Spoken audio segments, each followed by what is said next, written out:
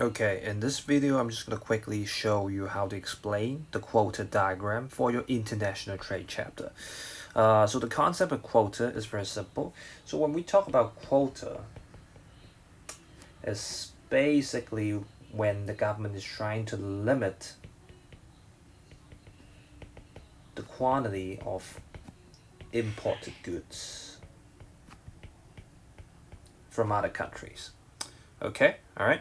So, when we are trying to draw any kind of trade protection diagram, we always start it off with a free trade diagram as a foundation.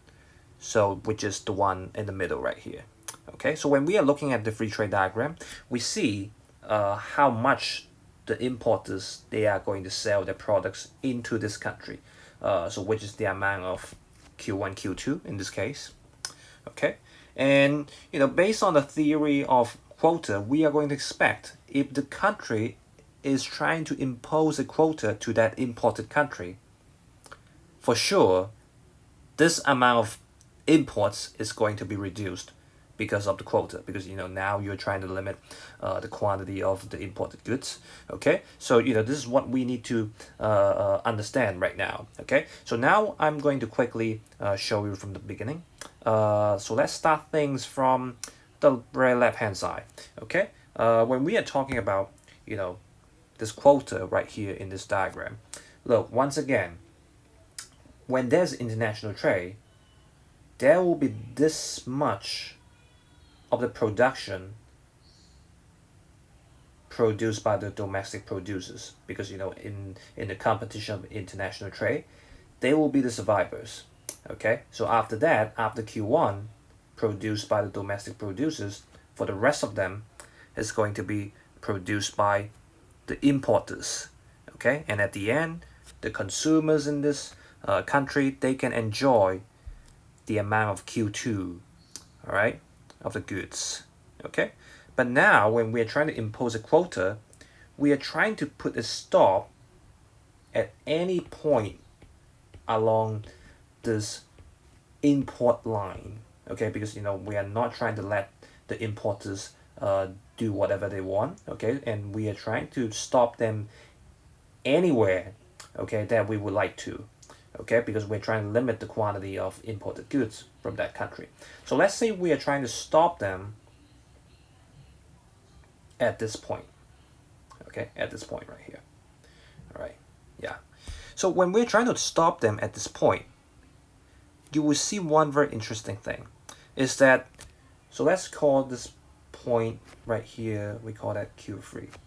Okay, if we're trying to stop them at Q3, when you consider both domestic producers and foreign producers together, in this case, they will not be able to satisfy the domestic consumers using, when the price is at PW, because at PW, the consumer wants Q2 of the goods, but now both of them, they can only sell Q3 amount of goods to the consumers. Okay, so you can see there's a huge shortage because of that.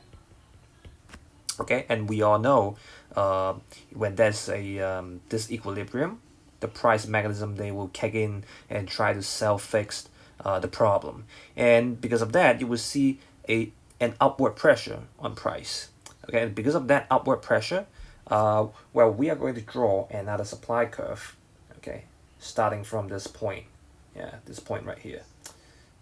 Yeah, so here, another supply curve. Let's call it S2. If you want to specify the domestic supply and demand curve, you can actually put another letter next to the supply and demand curve. So you can just put the letter D to represent that is the domestic supply. Okay, so we can just put another D right here for another domestic supply curve, and for the domestic demand curve, you just have to put a letter D right here. Okay, all right. So from here you can see it does show an upward pressure on price.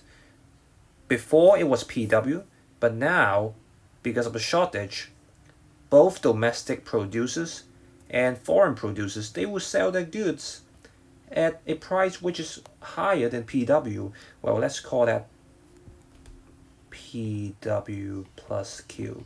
Okay, and at the end, when you look at the domestic demand curve, okay, now the consumers, they would like to have less of the goods, so it is now at Q4. Okay, yeah, and because of that price mechanism, the shortage will be disappeared. Yeah, because now you have reached to another equilibrium, so the shortage will be gone. Okay, so let's just clean this up. So no more shortage. Yeah, because of the price mechanism. Okay, all right. So this is the basic structure of your quota diagram, and now we are trying to explain this diagram using different stakeholders. Okay, yeah. So when you look at the consumers, the domestic consumers, one thing that you can see is that for domestic consumers, they are consuming less.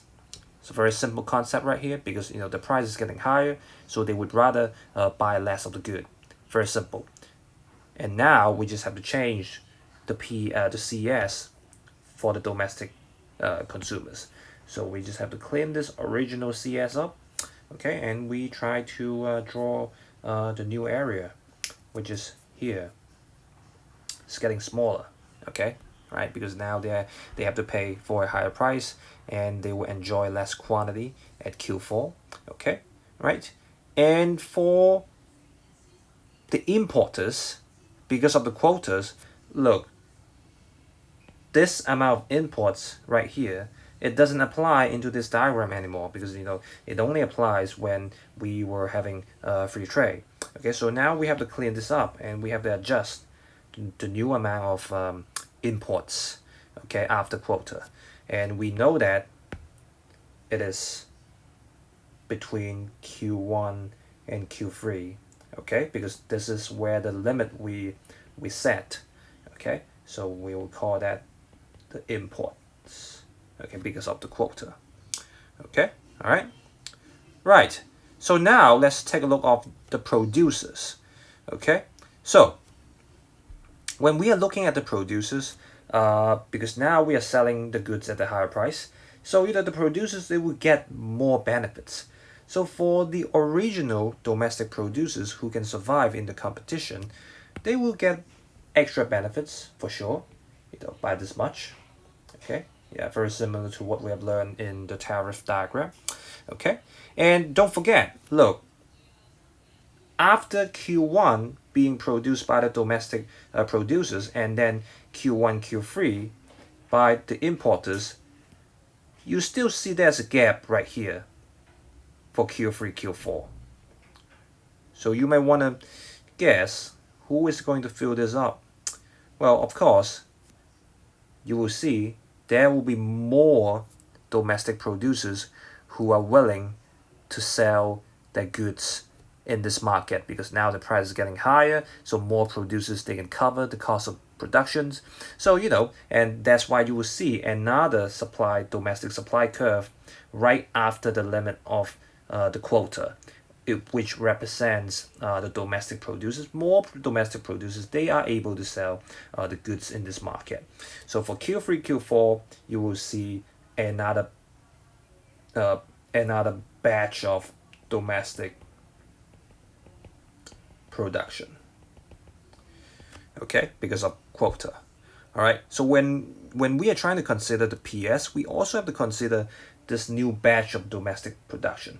So here we're just going to draw another area of PS for them, which is starting from here, okay, Q3 to Q4. All right, this triangle right here. Same concept that we use for any other PS area. Okay, so now you can actually find the extra benefits from the producers, from the domestic producers. So you find the two extra areas, this one here and this one here, okay, for the domestic producers. So the domestic producers, they're getting better in this market. And well, not for the domestic consumers though, okay, because the CS is getting less. Okay, so now I'm just going to quickly indicate once again the area. So red, that is for your CS, and blue, that is for the PS. Okay, but when you look at the PS, it feels like, the PS, they're all over the place. Okay, so now we're trying to make things more clean. Okay, and we really need to look at one very special area, and which is the one that I'm going to highlight it in yellow. That is, this parallelogram right here. It is super important, okay, because in different learning material, you will see different materials. They will tell you so many different ways that you can interpret the domestic production, the imports, etc., etc. But you know what? For all the different interpretations, they are basically giving you the same answer. Okay, so in this diagram, do not try to just copy the pattern from the learning materials. Okay, it's always better to understand the knowledge rather than just copy the pattern of of the diagram. Okay, so it's very simple. So when you look at this parallelogram, and based on the nature of a parallelogram, okay, so you see the base of Q3, Q4, which is here, okay, is actually having the same amount of base as the area here. Okay, as the one from Q1 to let's say this is, well, let's put it another line. Let's call that Q5. Okay, it's all because of the nature of the parallelogram. Okay, so we can actually reallocate this little triangle into this one here because they are actually the same. All right, so if we do that, you can just simply fill it up with PS in this little triangle.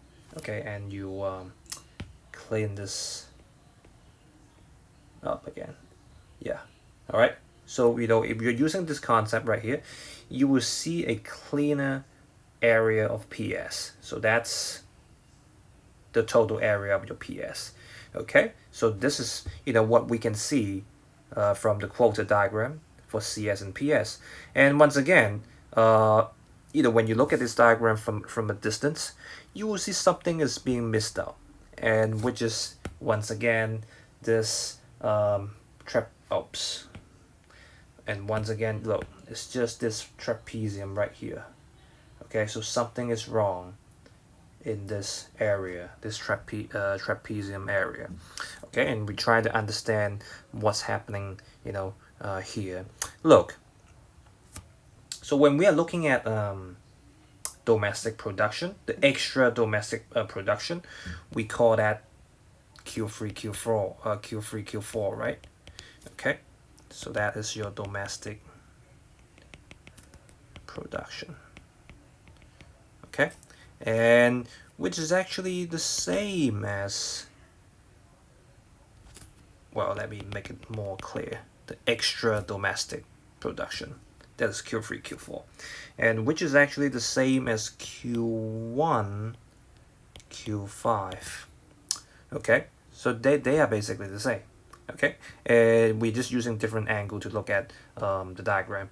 All right, so when you are trying to use Q1, Q5 as the domestic production, so starting from Q5 to Q4, then it's basically the imports, because after the domestic productions, they have finished producing the goods for the market. For the rest of them, it will be the imports. Okay, so if we're using this idea right here, Q5, Q4 is actually equal to the import as well.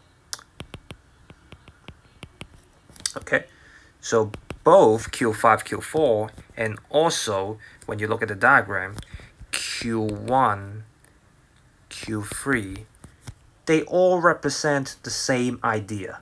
Okay, they are just representing the idea of inputs. So you see here, there are so many ways that you can look at this diagram. Okay, and they are all they will all give you the right answer. Okay, but it's more important that you understand how you can look at it from different angles. Okay, all right. So so that is something we need to realize. Yeah, and let's get back to that trapezium, the missing bit of the trapezium. Okay, so now we know Q5, Q4, which we can see it as inputs. So when we're trying to understand the rectangle inside this trapezium, now it is more understandable. Okay, so because when you look at the base of this rectangle is the amount of inputs, and when you look at the height of this rectangle, it's just the extra amount of price because of the quota. So altogether, which will give you this area, just another part. Okay, just a part of the import revenue. Okay, yeah, import revenue. All right, and for the two triangles, one on the left and one on the right, is going to be the same as the one we have for tariffs. So they are both, deadweight loss. Yeah, for sure. Okay, deadweight loss for sure. Okay, all right, and the reason for those deadweight loss, they're the same as the one we have for tariff. So for the one on the right, it's just because the consumers, they are not being satisfied with less consumption because of the quota. So consumers, they're not feeling happy, okay, because they could have consumed more when there was free trade, but now because of quota, this government intervention, they are under consumed. Okay, they are under consuming the goods, right? So that's why you will see some inefficiency right here. And for the triangle on the left, it's the same because now because of quota, more domestic producers, they are able to survive, and you will see some very cost inefficient producers right here, and they are making the market less efficient. Okay, so at the end, this part right here is just another deadweight loss. But when we are looking at the deadweight loss created by quota, we can look at it from two perspectives. Okay, so we can look at it from one of the perspectives, which is I would call that local efficiency. Okay, so when we're looking at the deadweight loss using local efficiency, I would say the deadweight loss is the entire area of the trapezium. Okay, the entire area. All right, so you have, so that entire thing, that's your deadweight loss. Okay. So yeah, because when you think about it, the two triangles, they are deadweight loss for sure, and for the one rectangle in the middle, why this is also a deadweight loss? Because the benefit is already left from the country. Okay, so there's no more benefit for this country anymore. Before it belonged to the consumers, but now it doesn't belong to any other people inside this country. It's moving out of the country. So when you look at the local benefits, when you look at the local welfare, this is technically gone. Okay, so when it's gone, it's basically a deadweight. Okay, yeah, so we are losing something. So the entire trapezium will become a deadweight loss when we're focusing on local efficiency. Okay, but we can also focus it in another perspective. We'll call that global efficiency. Okay, yeah, when we are looking at global efficiency, we are basically looking at the efficiency when we are looking at, the entire globe as one country. So if that's the case, then the deadweight loss is only the two triangles. Yeah, because the reason is why the rectangle is not the deadweight loss is because, when the benefit is leaving the country, it's just going to another country. So you can say it's just a transfer of benefit. So at the end, look, the benefit is still there, but it's just in another country. Okay, when you look at the efficiency, in a globe, the benefit is still there. So in the middle, look, that rectangle, yeah, it's still there. Okay, so that's why, look, when you talk about global efficiency, the deadweight loss is just going to be the two triangles, one on the left and one on the right. Okay, yeah, I know this quota diagram could be kind of messy, but once you understand the ideas that we have covered in this video, I'm pretty sure you can finish the rest of the calculations and and understand this entire concept right here. Okay, so I'll see you guys in the next video.